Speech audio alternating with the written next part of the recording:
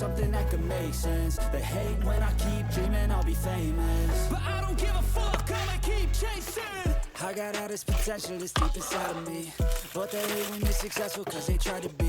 They sit there being judgmental because you're trying things, and they just want you to settle and do the right thing. So get a good job, don't slack off. Wake up every morning, make a good impression on your boss. Don't do anything that I wouldn't do, and when you're making money, make sure you don't spend it too soon.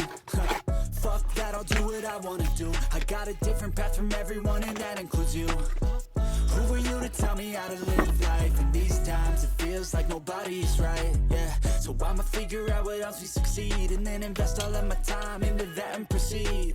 I need whatever the hell could make me happy, and I don't think you have a clue what could that be. They tell me that I'm never gonna make it. They want me to do